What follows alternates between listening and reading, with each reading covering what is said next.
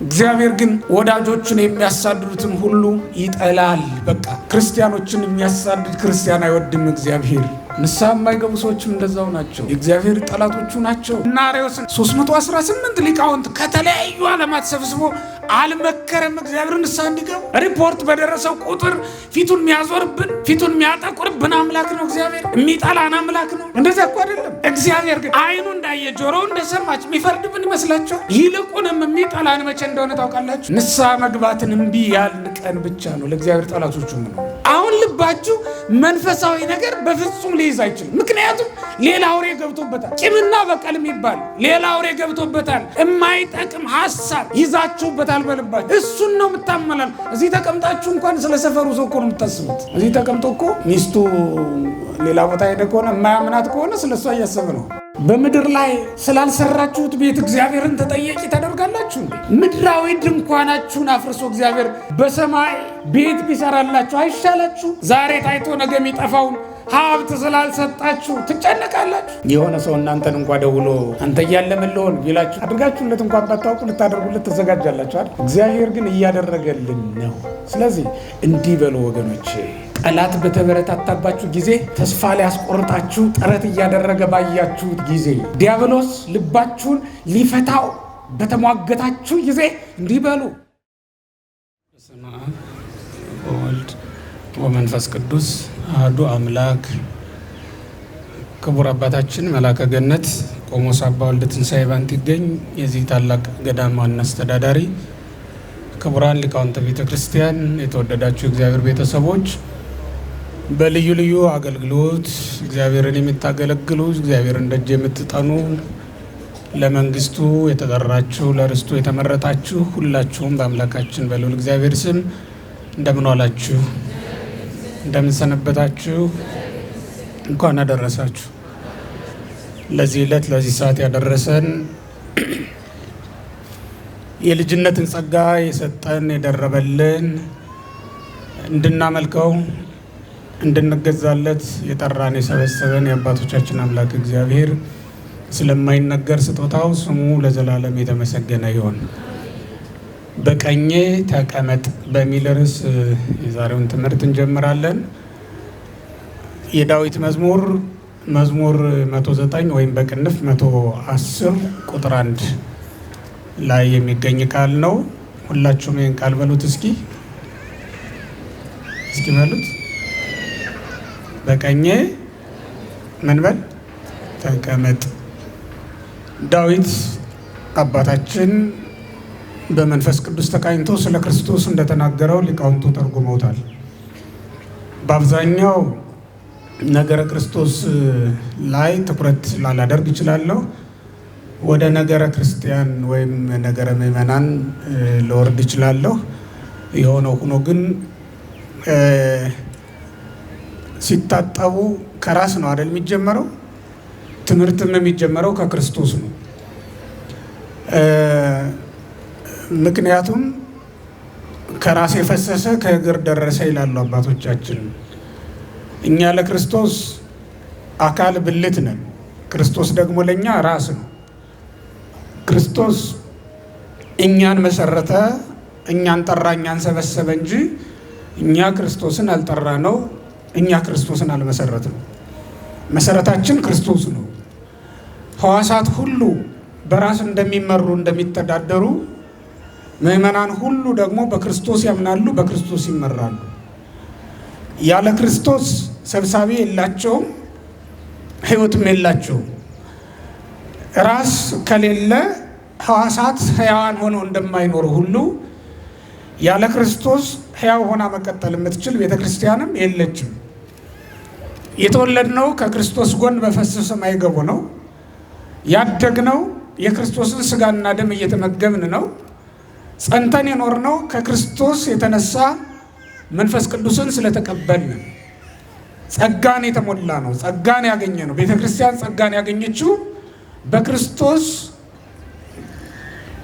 በተደረገው ማዳን የመንፈስ ቅዱስን ጸጋ መቀበል ስለተፈቀደላት። ስለዚህ ወገኖቼ ከክርስቶስ የምንጀምረው ነገሩን ሁሉ ክርስቶስ ራስ፣ እኛ ደግሞ አካል ብልት ስለሆን እናም በአምላካችን በመድኃኒታችን በኢየሱስ ክርስቶስ ነገር ከተናገሩት ነቢያት መካከል አንዱ የሆነው ቅዱስ ዳዊት እንዲህ ብሎ ተናግሯል። ይቤሎ እግዚ ለእግዚእ ንበር በየማኔ እስካገቦሙ ለጸላእት ከታሕተ መክየደ እገሪከ። ጌታዬ አብ ጌታዬ ወልድን ጠላቶችን የእግር መረገጫ እስካደርግልህ ድረስ በቀኜ ምን በል ተቀመጥ አለው ይላል። እግዚአብሔር ብሎ ነው አማርኛ መጽሐፍ ቅዱስ የሚጀምረው። እግዚአብሔር ጌታዬን ጠላቶችን የእግር መረገጫ እስካደርግልህ ድረስ በቀኜ ተቀመጥ አለው ይላል። አሁን ዛሬ እና ነገ ነቢረ የማን የሚሰበክበት አምላካችን መድኃኒታችን ኢየሱስ ክርስቶስም የተመረጡትን በቀኙ እንደሚያቆማቸው የተናቁትን ለእግዚአብሔር መንግስት ያልተገቡትን ወይም የእግዚአብሔር መንግስት የማትገባቸውን ሰዎች ደግሞ በግራው በኩል እንደሚያቆማቸው የሚነገርበት ዕለት ነው። እግዚአብሔር በባህሪው ቀኝና ግራ ያለው አምላክ አይደለም። ምክንያቱም እግዚአብሔር እንደ ሰማይና እንደ ምድር ሂዶ ሰፊም እንኳን ቢሆን ወሰንና ድንበር አለው ተብሎ የማይነገርለት ስፋቱ ከሰማይና ከምድር ይልቅ የሚሰፋ ጥልቀቱም ከባህርና ከውቅያኖስ ይልቅ የሚጠልቅ ቢወርዱት ጥልቀቱ የማይመረመር ቢወጡ እንደ ንስር ምጥቀቱ የማይደረስበት አምላክ እንደሆነ ይታወቃል። ስለዚህ የእግዚአብሔር ቀኝና ግራ በወዴት በኩል ነው ያሉ እንደሆነ የእግዚአብሔርስ ቀኝና ግራ የለውም። ምን የለውም? ለእግዚአብሔር ምን የለውም? ቀኝና ግራ የለውም። ታዲያ ምን ማለት ነው? በቀኜ ትቆማላችሁ፣ በቀኜ ትቀመጣላችሁ፣ በግራ ይሆናሉ፣ በቀኝ ይቆማሉ ሲባል ምን ማለት ነው ከተባለ እግዚአብሔር ቀኝና ግራ ስላለው ሳይሆን ቀኝ የተባለ ክብር ነው፣ ግራ የተባለ ደግሞ ውርደት ነው። ወይም በሌላ ቋንቋ ቀኝ የተባለች መንግስተ ሰማያት ናት፣ ግራ የተባለ ደግሞ ገሃነመ እሳት ነው። የእግዚአብሔር ምሕረቱ ቀኝ ነው፣ የእግዚአብሔር ፍርዱ ደግሞ ግራ ነው። አሁን በቀኝና በግራ ጻድቃንና ኃጥአንን ያቆማል ሲባል ጻድቃንን በየት በኩል? በቀኝ። ኃጥአንን በየት በኩል? በግራ ያቆማቸዋል ሲባል ምን ማለት ነው ካላችሁኝ፣ ኃጥአንን ርደተ ገሃነምን ይፈርድባቸዋል፣ ጻድቃንን በውያ ገነት በውያ መንግስተ ሰማያትን ይሰጣቸዋል። ለጻድቃን ርስቱን ያወርሳቸዋል፣ መንግስቱን ያካፍላቸዋል። ጻድቃን አብረውት ይነግሳሉ። በጨረቃ ዙሪያ ከዋክብት ከበው እንደሚታዩት ሁሉ በእግዚአብሔር ዙሪያ ሁላችንም ከበን እንታያለን። በዚህ ምድር ላይ በሁለት ወንበዴ መካከል መሰቀልን ያላፈረው ክርስቶስ በሰማይም በእኛ መካከል መታየትን አያፍርም። በቀኝም በግራም እኛ እንሆናለን ማለት ነው። ከበነው እንታያለን። ቀኙም ግራውም ለሱ ክብር ነው። ሆኖም ግን ጻድቃንን በቀኝ የተባለው ያከብራቸዋል፣ በክብር ያቆማቸዋል ማለት ነው። ኃጥአንን እስከተባለ በውርደት በፍርድ ይተዋቸዋል ማለት ነው። ግራ የተባለው እሱ። እዚህም ላይ ዳዊት በቀኝ ተቀመጥ አለው ብሎ ሲናገር እግዚአብሔር ቀኝና ግራ ኖሮት ልጁ ክርስቶስን በቀኙ የሚያስቀምጠው ሆኖ አይደለም። ዙፋን ተዘርግቶለት ንጉሳዊ በሆነ ቅርጽ ብትስሉት የዚህ ዓለም ነገስታት ለወዳጆቻቸው በቀኝ በኩል በጣም ላከበሯቸው ሰዎች በቀኛቸው፣ አብዛኛውን ጊዜ ለንግስታቶች ለሚስቶቻቸው በቀኛቸው በኩል ዙፋን ያዘረጋሉ። እግዚአብሔር ለሚወደው ልጁ በባህሪ ለሚወልደው በግብር ለሚተካከለው አንድ ልጁ አካል ዘእም አካል ባህሪ ዘእም ባህሪ ለተገኘው ተቀዳሚም ተከታይም ለሌለው ሁልጊዜ በኩር ሆኖ ለሚኖረው ብኩርናውን ለማይነጠቀው አንድ ልጁ ለኢየሱስ ክርስቶስ ስለሚወደው በቀኝ በኩል ዙፋን ዘርግቶለት ያስቀምጠዋል ማለት አይደለም። በክብር ያስተካክሏል። ከሱ በስጋ ምክንያት የተዋረደ ቢሆንም አይሁድ እስኪደበድቡት ድረስ ምራቃቸውን እስኪተፉበት ድረስ መናቅ ቢያጋጥመው ሞት ሳይቀር የደረሰበት ቢሆንም ውርደቱን ተውት፣ ስድቡን ተውት፣ ምራቁንም ተውት። ምራቅ መተፋት እኮ ምንም አይደለም፣ ከመሞት በታች አይደለም። ሰውን ምራቅ ቢተፉበት ምናልባት ይቆጨው ይነደው ካልሆነ በስተቀር ይገለዋል? አይገለው። ሰውን ቢሰድቡትስ ደዌው ነው? አይገለው። የሚገለው ድብደባው ነው አይደል? ግርፋቱ ነው አይደል? ለሞት የሚያበቃ ሌላ ፍርድ ተፈርዶበታል በክርስቶስ። ከመተፋቱ በላይ ከመነቀፉ ከመዋረዱ በላይ ሞትን ሳይቀር ተከፍሏል። ኢየሱስ ክርስቶስ ቀምሷል። በዚህ ምክንያት ከባሕርይ አባቱ ከአብ ያነሰ የሚመስላቸው ሰዎች ቢኖሩ እንዳላነሰ ለማረጋገጥ በቀኝ ተቀመጣለሁ ይላል። በክብር እኩል መሆናቸውን ለማሳየት ነው። በክብር እኩል፣ ያውም ጠላቶች የእግር መረገጫ እስኪሆኑ ድረስ። ጠላቶች የተባሉ አይሁድ ናቸው፣ ወንጌልን የተቃወሟት። የእግዚአብሔር ጠላቶች እነማን እንደሆኑ ታውቃላችሁ? የእግዚአብሔር ጠላቶች ትምህርቱን የሚቃወሟት ናቸው። የእግዚአብሔር ጠላቶች እነሱ ናቸው። የእኛን ጠላቶች ዘርዝሮ ጠላት ምን አይነት ሰው ነው ብትባሉ ምን ልትሉ ትችላላችሁ? ሚስቴን የቀማኝ፣ ድንበሬን የገፋኝ፣ ስሜን ያጠፋኝ ልትሉ ትችላላችሁ አይደል? እግዚአብሔር የሚጠፋ ስም ኖሮት ልናጠፋው አንችልም። እግዚአብሔር የሚቀማ መንግስት ኖሮት የሚገፋ ድንበር ኖሮት ልትገፉበት አትችሉም። ታዲያ የእግዚአብሔር ጠላቶቹ እነማን ናቸው ካላችሁኝ፣ ሕጉን የሚቃወሙ በደሙ የዋጃቸው ምዕመናንን የሚከሱ የሚገፉ ሰውን የሚጠሉ ሰዎች የእግዚአብሔር ጠላቶቹ ናቸው። ጠላቶቹ ልብ በሉና ስሙ። ሕጉን የሚሽሩ ሕጉን የሚቃወሙ አይሁድ። ለዚህ ነው የእግዚአብሔር ጠላቶቹ ተብለው የተጠሩት በመጽሐፍ። ለዚህ ነው ጠላቶቹ እነማን ናቸው ብላችሁ ብትጠይቁ የእኛ ሀገር ሊቃውንትም የተረጎሙት ጠላቶች የእግር መረገጫ እስኪሆኑ ድረስ ሚለው ላይ የተረጎሙት የእግዚአብሔር ጠላቶች እነማን ናቸው ይሉና ምን ይላሉ? አይሁድ፣ አጋንንት፣ መናፍቃን ናቸው ይላል። ሶስቱ ናቸው። ማን? አይሁድ፣ አጋንንት፣ መናፍቃን። እነዚህ ናቸው። እግዚአብሔር ሶስት ነገሮችን ይጠላል ወገኖች። አንደኛው እንደነገርኳችሁ ሕጉን የሚቃወሙትን ሰዎች ይጠላል። ሕጉን የሚሽሩትን፣ ሕጉን የሚቃወሙትን፣ የማይቀበሉትን ሰዎች ይጠላል። ሁለተኛ በስሙ ያመኑትን፣ በስሙ የተጠሩ ምዕመናንን የሚያሳድዱትን ይጠላል እግዚአብሔር። በስሙ የተጠሩ ምዕመናንን የሚያሳድዱትን ሰዎች ይጠላል እግዚአብሔር። ከዚህ ውጭ ሌላ ጠላት እኮ የለም። ሶስተኛ ንስሐ ለመግባት ሀሳቡ የሌላቸው ንስሐ የማይገቡትን ሰዎች ይጠላል እግዚአብሔር። ከዚህ ከሶስቱ በስተቀር ለእግዚአብሔር ጠላት የለውም። አሁን እኛ ብንጠየቅ በጣም በብዙ መንገድ ነው ጠላት።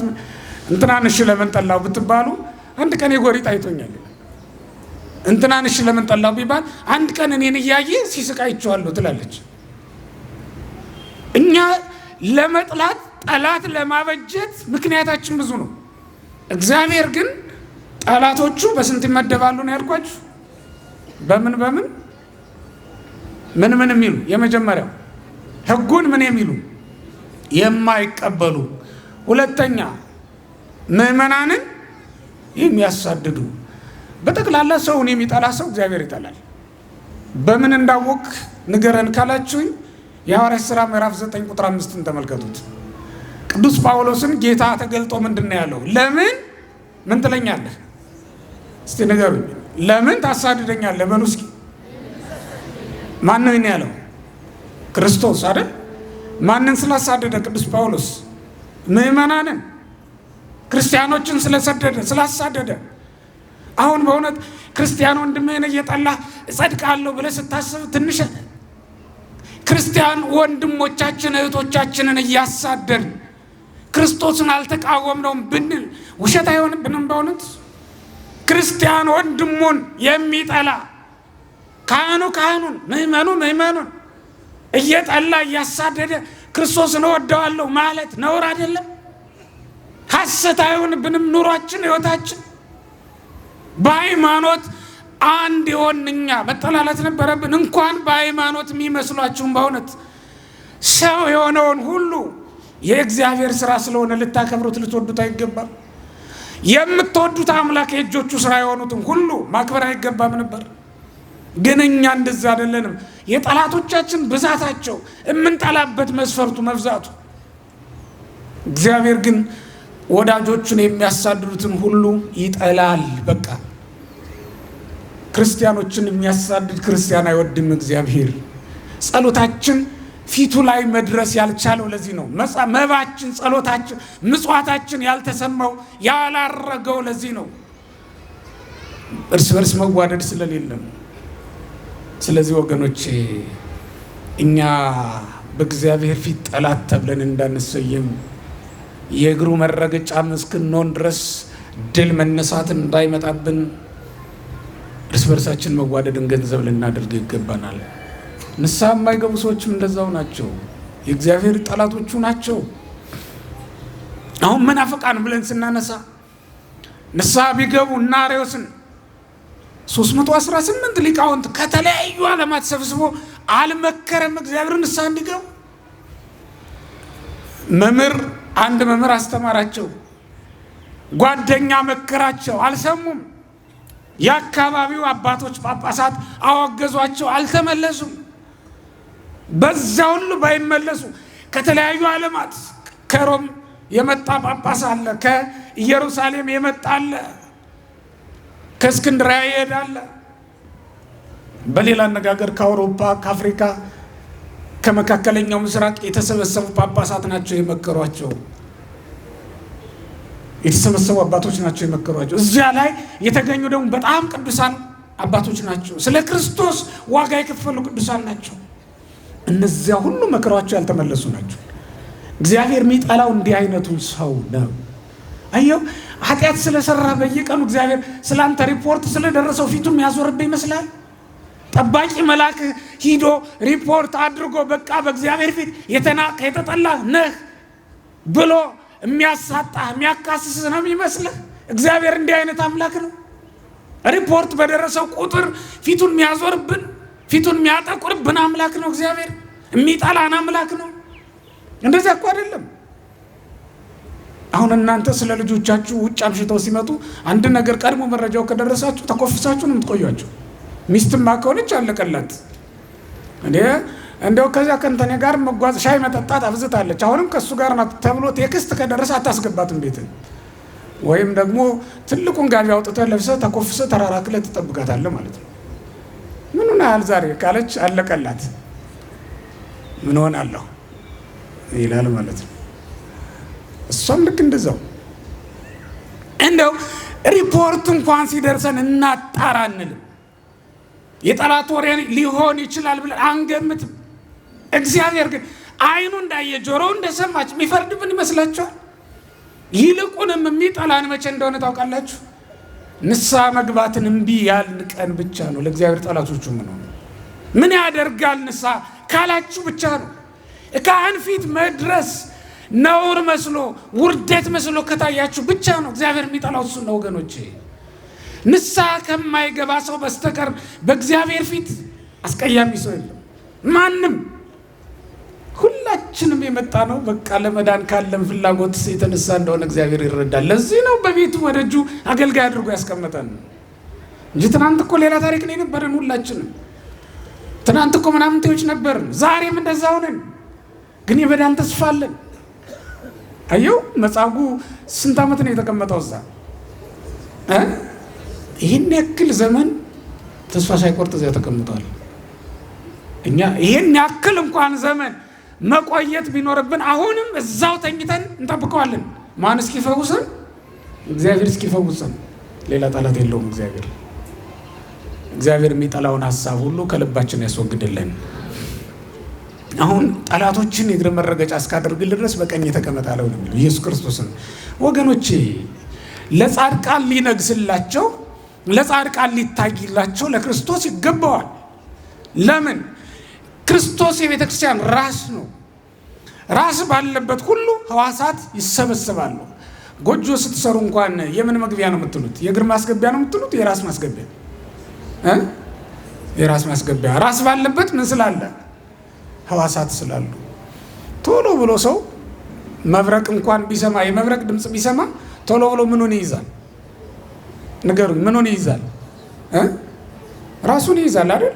የኔ ቢጤ ፈሪ ከሆነ ምናልባት ወገቡ ሁሉ ስለሚቅመደመድ ወገቡን ሊያስቀድም ይችል ይሆናል። ግን ራስ ነው መጀመሪያ ከለላ የሚደረግለት ራስ ነው። ራስ ዋና ሕዋስ ነው፣ ዋና አካል። ክርስቶስ ራስ ነው። እሱ በገባበት እንገባለን፣ እሱ ባረፈበት እናርፋለን። በአብ ቀኝ ተቀምጦ መታየት ወይም ተቀመጥ መባሉ የእኛን ስፍራ ማሳየት ነው። ክርስቲያኖች ያረገው እኛ በምድር ላይ ወድቀን እንደማንቀር ተስፋ እንድናደርግ ነው። ሲነሳም ያየ ነው።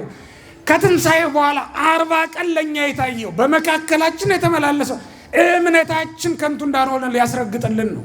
እንነሳለን የሚል ተስፋ እንድንይዝ ስለፈለገ ነው እግዚአብሔር። አሁን አረገ ክርስቶስ፣ በአብ ቀኝ ተቀመጠ እና እግዚአብሔር ምን አለው? በቀኝ ተቀመጠ አለው። ወገኖቼ በቀኝ ተቀመጡ ሲለን እኮ ነው ጠላቶችን የእግር መረገጫ እስካደርግልህ ሲል እግር የተባሉ ሊቃውንቱ ምን ብለው ተርጉሞታል? ሐዋርያት ምዕመናን ናቸው ይላሉ ብለው ተርጉሞታል። ይህ ክርስቶስ እግር ወይም ብልት ነን ብለን የለም እንደ እኛ ሕዋሳቶቹ ነን ብለን የለን። ጠላትን በእግር መርገጥ የማጥቃት ድል የመንሳት ምልክት ነው። ኃይል ከእግዚአብሔር ተቀብለን ድል እንነሳለን። ምክንያቱም በቅዱስ መጽሐፍ ኃይልን በሚሰጠኝ በክርስቶስ ምን እላለሁ? ሁሉን እችላለሁ ነው የሚለው። ኃይል ከእግዚአብሔር ለብሰን በጠላታችን በዲያብሎስ ላይ እንነግስበታለን እንጂ ለምን ወደ ኋላ እንላለን? እኛ 3 ነገሮች ተቃዋሚዎቻችን ናቸው። ስንት ነገሮች? ካለን ጊዜ አንጻር ነው 3 እምላችሁ። ሌላ ጊዜ ሌላ ቁጥር ልጠራ እችላለሁ ስለሆነም ማለት ነው፣ ሌላም ስላለ። አሁን ግን መነግራችሁን ብቻ ነው የምጠራው። መቼስ አንድ እንጀራ ስለቀረበላችሁ አንዱን እንጀራ አንስታችሁ አጠቃልሉትም አይደል? አንድ ጊዜ ነው አንድ እንጀራ አንድ ጊዜ መጎረስ ተጀምሯል ነገሩ። የአሁኑ እንጀራ እንኳን እግዚአብሔርን ካልፈራን አንድ ጊዜ የሚላክ ይመስለኛል አይደል? አንድ ጊዜ መልከው አይላክም። አንድ ጊዜ ብንሰደው መሄድ የሚችል እንጀራ ያለ ይመስለኝ። ለማንኛውም በመጠን እንደምንጎርሰው ሁሉ በመጠን የምንማረውን ነው ዛሬ የምናነሳው ማለት ነው። አንደኛው ዲያብሎስን ጠላቴ ብላችሁ መጥራት ያለባችሁ። በመጀመሪያ ዲያብሎስን ጠላቴ በሉት። ምኔ ማንን? ዲያብሎስን። ሁለተኛ ፈቃደ ስጋችሁን። ሁለተኛው ፈቃደ ስጋችሁን ጠላቴ በሉት። ጠላቴ ልትሉት ይገባል። ሶስተኛ ፈተና የሆነባችሁን እያንዳንዱን ነገር፣ ገንዘብ ሊሆን ይችላል። ገንዘብ መውደድ የኃጢአት ሁሉ የአመፅ ሁሉ ምንድን ነው የሚለው ስር ነው። ሐሰት መናገር ሊሆን ይችላል። እሱም ሱስ ከሆነባችሁ ጠላቴ በሉት። ጻፉ፣ ጠላቶቻችሁን መዝግቡ። ከእግዚአብሔር የለያችሁን ነገር ሁሉ መዝግቡ። ጠላቶቻችሁ እነሱ ናቸው። እናንተ ማለት ደግሞ የክርስቶስ እግሮቹ ናችሁ። እኛ ማለት በቀኝ ተቀመጥ ተብሎ ስልጣን የተሰጠን በእግዚአብሔር ቀኝ ለመቀመጥ ፈቃድ ያገኘን ነን። ያ ማለት ወገኖቼ የክብር ስፍራ በእግዚአብሔር ፊት የተዘጋጀልን ማለት ነው። ክርስቶስ እንደነገሰ አብረነው ልንነግስ ቀጠሮ የተሰጠን እኛ ነን። በትረ ኃይል ይፌኑ ለከ እግዚአብሔርም ጽዮን እኮ ነው የሚለው። ኃይል ያለው በትር፣ ኃይል ያለው ስልጣን እግዚአብሔር ከሰማያዊት ኢየሩሳሌም ከሰማያዊት ጽዮን ይልክልሃል። ጠላቶችን የምትቀጣበት ወትኮንኖሙ ለጸላእትከ ነው የሚለው። ጠላቶችን ትቀጠቅጣቸዋለህ ነው የሚለው። በእግዚአብሔር ቀኝ ካለን ድል ሊነሳን የሚችል ማን ነው ወገኖቼ? ማንም የለም። በእግዚአብሔር ቀኝ እስካለን ድረስ የተፈቀደልን ስፍራ ላይ መቆም መገኘት እስከቻልን ድረስ ማን ሊነካን? ምክንያቱም ኃይል ያለው በትር ስልጣን ከሰማይ ስለሚሰጥ ይፌኑ ለከ ነው የሚለው። ይልክልሃል። ስለ ስጋ እንግድነት ለክርስቶስ ተነግሮለታል። ኃይል ያልነበረው ስጋን ስለተዋሃደ በዚያውም ላይ ምእመናን ሁሉ በስሙ ያመኑት ኃይል ያለውን ስልጣን ተቀብለዋል። ጌታ በቅዱስ ወንጌል እንደነገረን በማቴዎስ ወንጌል ምዕራፍ 10 ቁጥር 1 ላይ ወሀቦሙ ስልጣነ ዲበ መናፍስት ርኩሳን፣ በአጋንንት ሁሉ ላይ ስልጣንን ሰጣቸው ተብሎ ነው የተጻፈው። እግዚአብሔር አጋንንትን ሁሉ ድል እንድንነሳ፣ ቅድም ያልኳችሁን ጠላቶቻችንን ሁሉ ድል እንድንነሳ እግዚአብሔር ስልጣን ሰጥቶናል። ጠላት በእኛ ላይ ምን እያለ እንደሚያስወራ ታውቃላችሁ? ልንገራችሁ። በኦሪት ዘጸአት ምዕራፍ 15 ቁጥር 9 ላይ አንድ የተጻፈ ቃል አለ። ጠላትም እንዲህ ይላል፣ አሳድዳቸዋለሁ ይላል፣ እይዛቸዋለሁ፣ ምርኳቸውንም እካፈላለሁ፣ ነፍሴንም አጠግባታለሁ ይላል። ጠላት እንዲህ አለ ብሎ ነው የሚጀምረው መጽሐፍ ቅዱሱ። በዚያ ዘመን ጠላት የተባለ ፈርዖን ነው። በእኛ ዘመን ደግሞ ዲያብሎስ ነው። አሳድዳቸዋለሁ፣ ምርኳቸውንም እካፈላለሁ፣ እበዘብዛቸዋለሁ፣ እይዛቸዋለሁ፣ ነፍሴን አጠግባታለሁ አለ ጠላት ይላል ዳዊት። ሙሴ እንዲህ ብሎ ነው የጻፈው። ጠላት ስለኛ የሚያወራው ይሄ ነው። እኛ ደግሞ የምናየው ሌላ ነገር ነው። ለጠላት ምቹ የሆነ ሰውነት ያለን፣ ምቹ የሆነ ክርስትና ያለን እኛ እኮ ነን። ምክንያቱም ጊዜውን የምናጠፋው በሐሜት ነው። ጊዜውን የምናጠፋው የማይሆን ነገር በመቀባጠር ነው። ጊዜውን የምናጠፋው በማይገባን ነገር ላይ በመወያየት ነው። ለጠላት ምቹ ነን። ዲያብሎስ እንዲህ እያለ እየዛተ ነው። ስሙት። ነፍሴን እስካጠግባት ድረስ ምርኮ እካፈላለሁ እያለ ነው። አሳድዳቸዋለሁ እያለ ነው። አሁን እኮ እያሳደደን አይደል እንዴ? እግዚአብሔርማ በቀኝ ተቀመጥ ብሎ ነበር። ቀኝ ምንድን ነው ትሉኝ እንደሆነ የምንኖርባት ቤተ መቅደሳችን ናት። የእግዚአብሔር ቀኝ ማለት ወንጌል ናት። ክርስቲያኖች፣ የእግዚአብሔር ቀኝ ማለት ልደታችን ናት። በክርስትና ያገኘናት ከእግዚአብሔር የተወለድናት ልደት፣ ከእግዚአብሔር ያገኘናት ልጅነት። ቀኝ ማለት እሷ ናት። በእሷ ተቀመጡ ተብለን ነበር። በቀኝ ተቀመጥ ብሎ ነው እግዚአብሔር ወደ ቤቱ የጠራን። እኛ ግን በቀኝ መቀመጥን እምቢ ብለን ጠላቶቻችንን የእግራችን መረገጫ እስኪያደርግልን ድረስ መታገስ አቅቶን ለጠላት ምቹ ሆነን ተላልፈን ተሰጠናል። ቅዱስ ዳዊት ምን አለ? በመዝሙር 138 ቁጥር 9 ላይ ወይም 139 በቅንፍ ስትመለከቱት ህየኔ ዴከ ትመራኒ ወታነብረኒ የማንከ ይላል። እጅህ ትመራኛለች፣ ቀኝህም ታኖረኛለች ይላል። እጅ የተባለች ስልጣኑ ናት፣ የእግዚአብሔር ስልጣን። ቀኝ የተባለች ደግሞ ወንጌል ናት። ወገኖቼ የእግዚአብሔር ስልጣን ልትመራን፣ የእግዚአብሔር ወንጌል ልትመክረን፣ ልትመራን ይገባ ነበር። እኛ ግን በእግዚአብሔር ቀኝ መኖርን እምቢ አልን። ማን ነው በቀኝ በኩል ያለውን በእውነት ስፍራውን ያለቀቀ ማን ነው? እግዚአብሔር በቀኝ በኩል ተቀመጥ ብሎ ቢፈቅድልን እምቢ ብሎ ወደ ግራ አይሄድም። በግራ መሆን ይሻለኛል ብሎ ያንን መርጦ እየኖረ ያለ በጣም ብዙ ነው ያለው። ወገኖቼ ጠላት አሳድዳቸዋለሁ ካለ እኛ ደግሞ ጠላት የማሳደዱን ስራ ልንጀምር የሚገባን ዛሬ ነው። ገንዘብህ ከእግዚአብሔር የሚለይ ከሆነ ጠላትህ ነው። ከእግዚአብሔር የምትለይ ሚስት የምታገባ ከሆነ ጠላትህ ናት። ከእግዚአብሔር የሚለይ ባል ካለሽ እሱ ጠላትሽ ነው። ከእግዚአብሔር የሚለይ ሐሳብ ካለን፣ ከእግዚአብሔር የሚለይ የሥጋ ፍላጎት ካለን እሱ በእውነት ጠላታችን ነው። ከጠላቱ ጋር ሰው እንዴት ተላምዶ ይኖራል? እንዴት ተዋዶ ይኖራል? እንዴት አንዱ ነው ይኖራል? ሰው ከጠላቱ ጋር እንዴት አንዱ ነው ይኖራል? የምትጠሉት ሰው ቢሆን አታሳድሩትም ነበር። የምትጠሉትን ሐሳብ ግን ሲጎበኛችሁ ዝም ትሉታላችሁ አይደል እንዴ? የምንጠላውን ሐሳብ ራሱን ይዘነው እንኖራለን። አታስታውሱም? ራሳችንን ሳይቀር እንድንታዘብና ራሴን ጠላሁት እስክንል ድረስ ራሳችንን የምንጠላበትን ስራ እንድንሰራ ያስገደደን እኮ ሌላ ሰው አይደለም፣ የራሳችን ፍላጎት ነው። አየው፣ የምትጠላው ሐሳብ ማለት እሱ ነው። አብረው ትኖራለህ። የምትጠላው ሰው ቢሆን ታሳድደው ነበር። የምንጠላውን ሰው የምናሳድደውን ያክል የምንጠላውን ሐሳብ ማሳደድ ያቃተን ለምንድን ነው ወገኖች?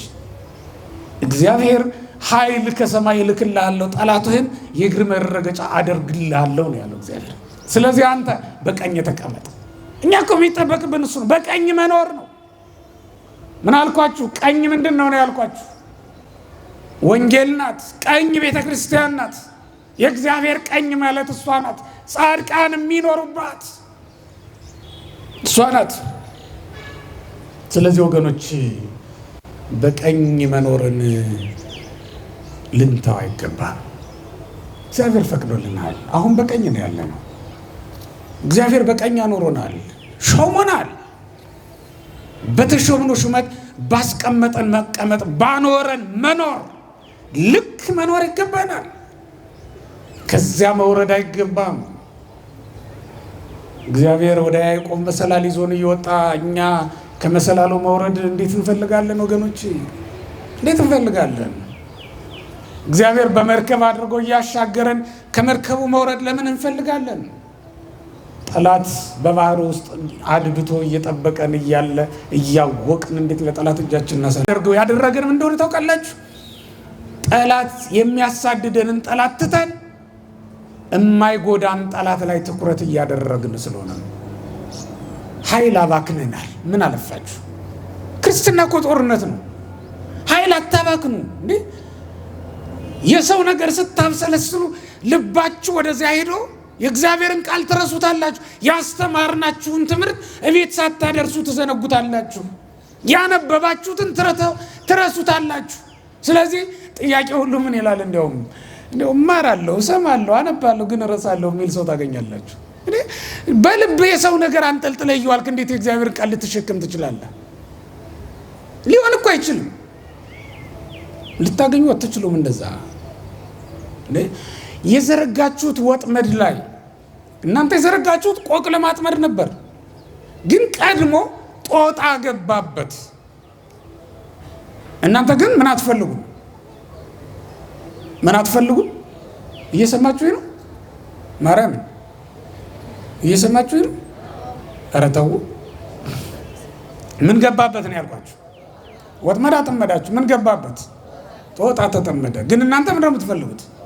ቆቅ ወይም ጅግራ ነው የምትፈልጉት። ምክንያቱም መብላት ነው የምትፈልጉት። ጦጣውን ባርካ አትበላው መቼስ።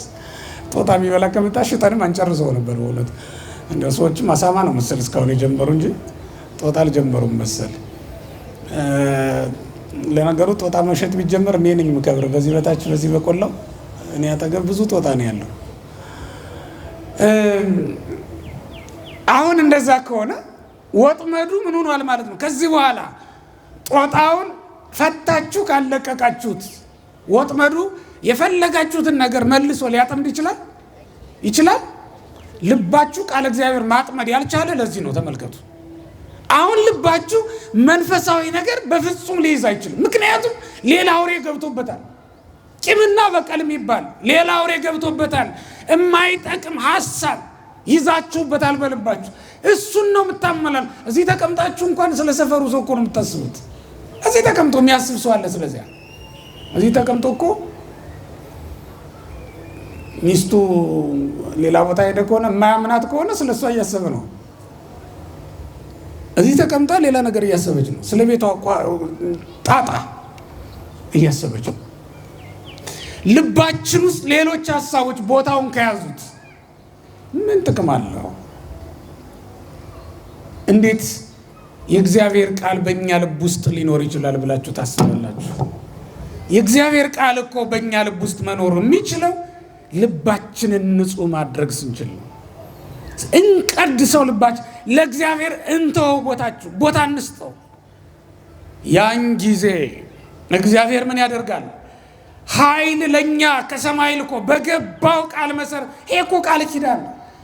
ለቃሉ ታማኝ የሆነ እግዚአብሔር እንደውም ቀጥሎ ምን ይላል ዳዊት? ማለ እግዚአብሔር ወይኔስብ። እግዚአብሔር ማለ አይጸጸትም። ማለ ምን አይልም? አይጸጸትም። እንደ ሰው ቀንጥሎኝ እንዲያው ሐሳብ ቀይሬ ያለው ቀንጥሎኝ መጠጥ አስክሮኝ ነው የማልኩ አይልም። እግዚአብሔር ሁልጊዜ በገባው ቃል የገባውን ቃል እግዚአብሔር ይጠብቃል።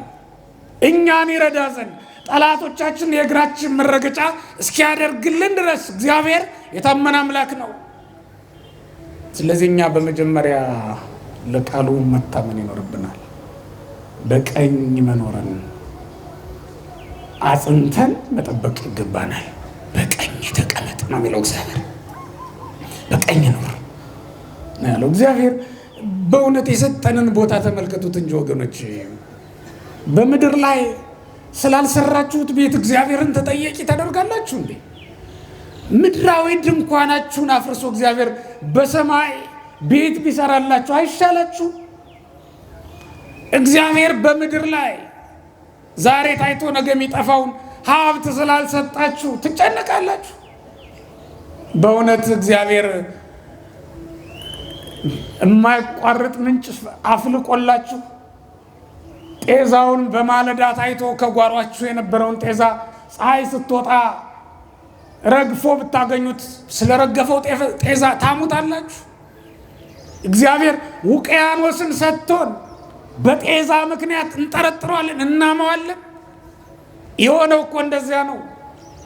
በእውነት እግዚአብሔር ነፍስና ስጋን አዋህዶ ሰጥቶን ስለ ጓሮ ሳር ዛሬ ታይቶ ነገ ስለሚጠፋው ነገር እናመዋለን። በዚህ ዓለምስ ጉዳይ እግዚአብሔርን የሚያማው ማን ነው ከኛ መካከል? ትልቁን ነገር ሰጥቶን በቀኝ መቀመጥን፣ ትልቁን ነገር ቃል ገብቶልን ጠላቶቻችን የእግራችን መረገጫ እስኪያደርግልን ድረስ ሊረዳን፣ ትልቁን ነገር ሰጥቶን ከላይ ከሰማይ ከጽዮን የኃይል በትር ሊልክልን ቃል ገብቶልን የታመነው አምላክ ይህን ትተን በእውነት በዚህ ነገር ልናማው ለእግዚአብሔር ይገባል። እግዚአብሔር በዚህ ነገር ልናማው አግባብ ነው። በምድር ስለሆነው ነገር፣ ስለቀረብን ነገር፣ እዚህ ስላልተደረገልን ነገር ልንወቅሰው ይገባ ነበር። የተሰጠንንማ እያወቅን ነው ወገኖች። እግዚአብሔር በቀኝ ተቀመጥ ነው ያለው። ቁም እንኳን አላለም። እንዴት አይነት ንጉሥ ነው! ንጉሥ ፊት ይቆማል እንጂ ይቀመጣል እንዴ? ምክንያቱም እኛ የንጉሥ ባለሟል እንጂ ነገስታት አይደለንማ። እግዚአብሔር ንጉሥ ነው። ቁሙ አይደለም ያለን፣ ተቀመጡ ያለን። እንዴት እንዳከበረን አስቧ። እግዚአብሔር ይህን ያክል ካከበረሽ፣ ይህን ያክል ካከበረህ ክብርህን መጠበቅ ይገባል። እግዚአብሔር ያከበረው ሰውነት ነዋ። ለውርደት ለኃጢአት አሳልፎ ራስን መስጠት ምንድን ነው? እንደዚህ በማይገባ ስፍራ ራስን ማኖር ምንድን ነው? እሱ ልክ አይደለም። እግዚአብሔር ያለው በቀኝ ተቀመጥ ነው ያለው። አሁንም በቀኙ ይመራናል እግዚአብሔር። ቀኝህ ትመራኛለች እንዳለው ዳዊት፣ እጅህ ትመራኛለች፣ ቀኝህ እዴከ ትመራሃኒ ወታነብረኒ የማነከ። እጅህ ትመራኛለች። እስኪ እጅህ ትመራኛለች በሉ። ቀኝህም ታኖረኛለች። ዳዊት ይሄን ያለው። ይሄን በሉ ሁልጊዜ። እንደው የተሳሳተ የሚመስል ቦታ እንኳን ከደረሳችሁ እጅህ ትመራኛለች የሚል ሰው አይወድቅም።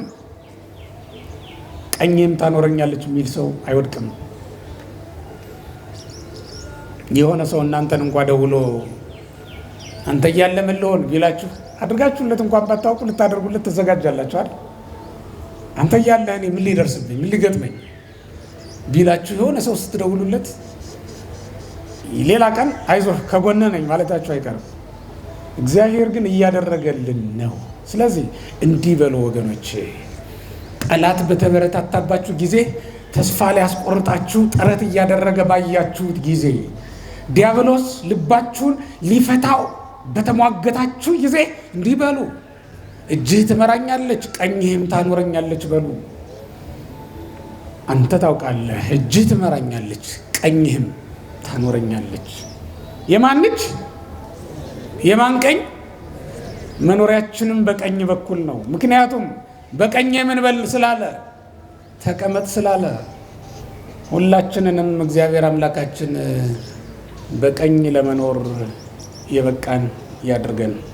እግዚአብሔር ይስጥል።